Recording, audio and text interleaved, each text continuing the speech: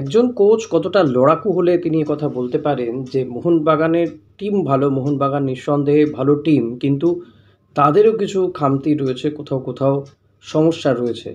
ফলত ইস্টবেঙ্গলও যে ছেড়ে দেবে না, এত সহজে ম্যাচ যে জিতে যাবে না মোহনবাগান, সেটা আজকে সাংবাদিক সম্মেলন করতে এসে বুঝিয়ে দিলেন অস্কার ব্রুজো। ডার্বির আগে সাংবাদিক সম্মেলন, আর এরপরেই কিন্তু গুয়াহাটির উদ্দেশ্যে উড়ে যাবে ইস্টবেঙ্গল ক্লাব। হয়তো ইতিমধ্যে তারা রওনাও দিয়ে দিয়েছে, কিন্তু ম্যাচটা যে ইস্টবেঙ্গল খুব সহজে ছেড়ে দেবে না, যতই তাদের প্লেয়াররা চোট আঘাতে জর্জরিত থাকুক, যতই ধারে ভাড়ে সব দিক থেকে মোহনবাগানের থেকে পিছিয়ে থাকুক, অস্কার ব্রুজো তিনি কিন্তু লালচুং নুঙ্গাকে নিয়ে এসে সাংবাদিক সম্মেলনে তিনি এটা বুঝিয়ে দিলেন যে তার ছেলেরা শেষ মিনিট পর্যন্ত, শেষ বাঁশি বাজা পর্যন্ত তার ছেলেরা কিন্তু লড়াই করে যাবেন। অস্কার ব্রুজো বলেওছেন যে দলে একাধিক প্লেয়ার চোট আঘাতে জর্জরিত, সৌভিক চক্রবর্তী কিংবা আনোয়ার আলী, সাউল ক্রেসপো চোট, মাদিতালাল তো সিজন আউট হয়ে গিয়েছে। তবে একটা কিছু চমক কিন্তু থাকবে, এটা কিন্তু আমি আশা করতে পারি। শুনুন অস্কার ব্রুজো ঠিক কী বলেছেন। A message of respect, of sportsmanship, of enjoying the derby, of not do silly things.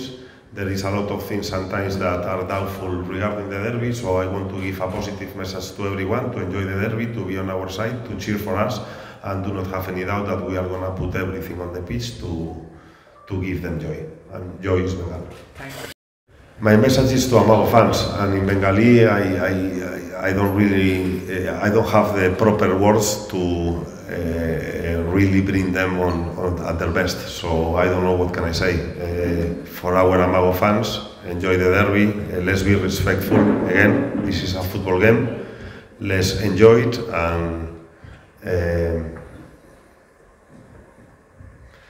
I'm not gonna say it because probably I make a mistake. I'm sorry, but I'm sorry with my Bengali. I will prepare something.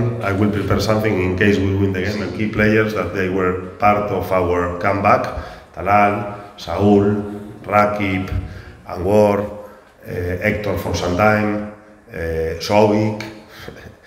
It's difficult to recompose from all these problems. So, and I don't want to use it as an excuse. Again, the best players that play are the players that are available on the coach. There is a decline of performance. What can I say? Yes, we are not at our best. We are working to come back again to our best. And in the moment we have all the fieldable players available is when we are going to show our truly and full potential. Right now, we need to find solutions to the problems that we have. But slowly we are recovering that key players. Slowly the club has announced a new signing. So we are hopeful that let's say that in a period of 3 or 4 weeks, we can be again at our best probably in the most decisive part of the ISL, and also when we have to play the international competition. But right now, I'm satisfied.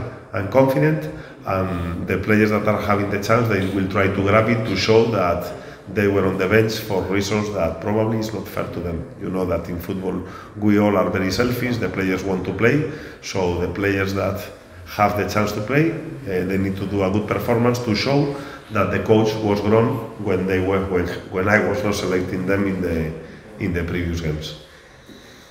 এই মুহূর্তে league তালিকায় ইস্টবেঙ্গল রয়েছে 11 নম্বরে, আর মোহনবাগান রয়েছে 1 নম্বরে। 14 ম্যাচে 32 point মোহনবাগানের, 14 ম্যাচে 14 পয়েন্ট ইস্টবেঙ্গলের। হয়তো ইস্টবেঙ্গলকে এই ম্যাচ জিততেই হবে, মোহনবাগানও চাইবে এই ম্যাচ জিততে, কারণ ধারে ভারে সব দিক থেকে মোহনবাগান এগিয়ে।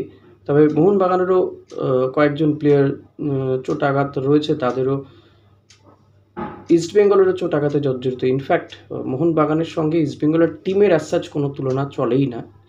তবে যেহেতু দিনের শেষে ম্যাচটা ফুটবল খেলা, ইস্টবেঙ্গলও তো এখানে আঙুল চুষতে মাঠে নামবে না। আর তাদের কোচ যখন এমন বলেন যে ম্যাচটা সহজ হবে না মোহনবাগানের, তাদেরও কিছু লুফলস রয়েছে কোথাও কোথাও। কারণ মোহনবাগান শেষের দিকে তারা এসে গোল করছে, বা তাদের এই যে কোথায় কোথায় খামতি রয়েছে সেগুলোকে ধরতে পারছে। দেখুন, আমার মনে হয় এই ম্যাচটা নিয়ে মোহনবাগান কিছুটা চাপেই রয়েছে, ইস্টবেঙ্গল অনেক বেশি এগিয়ে রয়েছে। কারণ ইস্টবেঙ্গলের কী হতে পারে সবচেয়ে বেশি, ইস্টবেঙ্গলের হয়তো সুপার 6-এ যাবে না এই ম্যাচটাও যদি না জিততে পারে।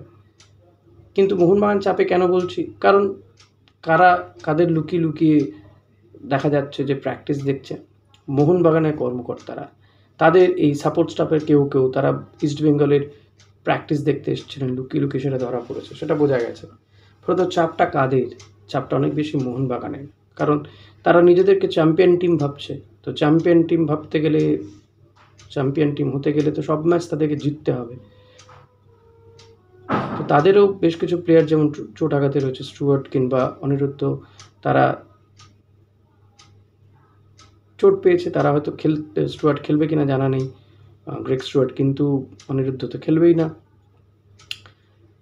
হতে পারে যে লিস্টন কোলাসো বা বাকি যারা রয়েছে মোহনবাগান টিমে, লিস্টন কোলাসো তো এই মুহূর্তে খুব ভালো ফর্মে রয়েছে, কিন্তু ইস্টবেঙ্গলেরও টিমের প্লেয়াররা, বিষ্ণু বলুন কিংবা ডেভিডকে বলুন, তারাও কিন্তু যথেষ্ট ভালো ফর্মে রয়েছে। ডেভিড তো মাঠে নামলেই গোল করছে। তো অস্কার ব্রুজো বোধহয় এগুলোই মনে করিয়ে দিতে চেয়েছেন যে তাদের টিমের প্লেয়াররাও কিন্তু পিছিয়ে নেই। হয়তো কেউ কেউ চোট আঘাতে জর্জরিত, কিন্তু অস্কার ব্রুজো তাদেরকে নিয়ে ভাবতে নারাজ। যারা চোট পেয়ে রয়েছেন, যারা বরং রয়েছেন, তাদেরকে নিয়ে তিনি টিম সাজাতে চান, টিম কম্বিনেশন, তিনি টিম ফরমেশন কী করবেন সেটা নিয়ে ভাবতে চান। যারা নেই তো নেই, যাদেরকে পাওয়া যাবে না তো পাওয়া যাবে না, সত্যি তো তাদেরকে নিয়ে ভেবে কী লাভ। তো লড়াই যে হবে, হাড্ডাহাড্ডি একটা লড়াই যে হবে, সেটা বলাই যায়। এবং সর্বশেষে অতি অবশ্যই বলবো, ইস্টবেঙ্গল মোহনবাগান ম্যাচ বাড়তি উত্তাপ থাকবে, আবেগ তো থাকবেই। আপনারা কাকে এগিয়ে রাখছেন কমেন্ট করে জানান, এবং অতি অবশ্যই স্কোর লাইন প্রেডিক্ট করতে ভুলবেন না। Thank you.